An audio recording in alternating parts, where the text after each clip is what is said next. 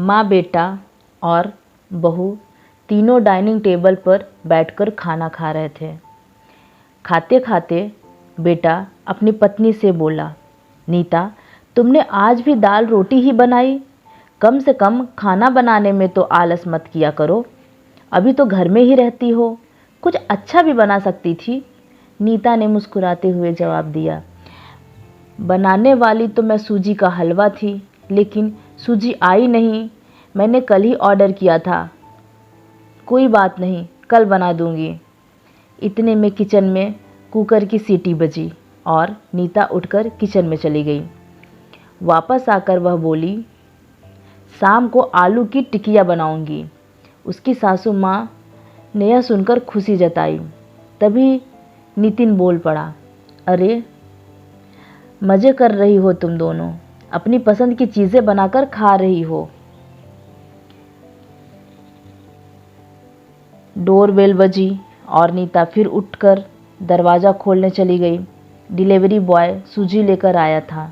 Parcel लेकर नीता वापस बैठी तो माँ ने बेटे से कहा, तू दरवाज़ा खोल देता, बेचारी को खाना खाते समय भी सुकून नहीं मिल रहा। बेटा बोला, सॉरी माँ, ऑफिस जाने की देर हो रही थी। खाना खत्म करके नितिन अपने कमरे में चला गया और कुछ ही देर में नीता को आवाज़ दी, नीता, मेरी घड़ी कहाँ रखी है? नीता ने खाने के बीच ही जवाब दिया, अलमारी के ड्रॉअर में देखो। नितिन बोला, नहीं मिल रही।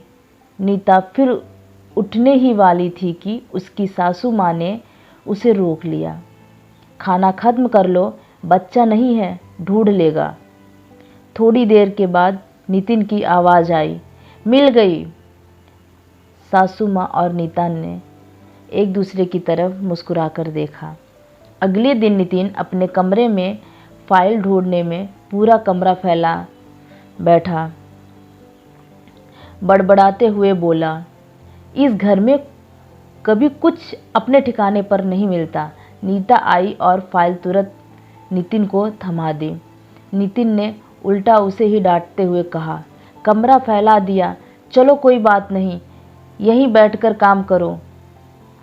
कभी कभी लगता है कि मुझे हाउसवाइफ से शादी नहीं करनी चाहिए थी। यह सुनकर नीता चुप रही, लेकिन माँ सब सुन चुकी थी। अगले दिन जब नितिन ने नीता को चाय के लिए आवाज़ दी तो माँ ने कहा, नीता अपने मायके गई है, ज़रूरी काम था। नितिन चाय बनाने के लिए किचन में चला गया। माँ ने चाय पीते हुए कहा, नीता तो चाय में तुलसी के पत्ते डाल देती है, उसका स्वाद ही अलग होता है।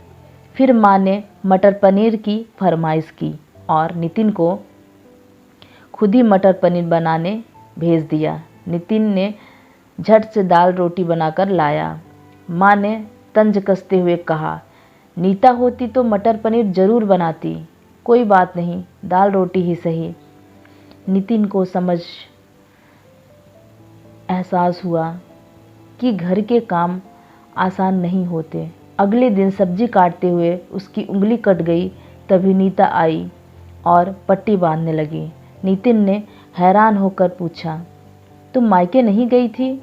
नीता मुस्कुराते हुए बोली, नहीं, माँ और मैंने तुम्हें सबक सिखाने के लिए प्लान बनाया था। नितिन ने नीता से वादा किया कि वह घर के काम में उसका साथ देगा। नीता भी मुस्कुराई और दोनों ने साथ मिलकर नए सिरे से जीवन की शुरुआत की। दोस्तों, कहानी पसंद आई हो तो लाइक करें, कमेंट करें, शेयर करें और सब्सक्राइब करना ना भूलें। धन्यवाद।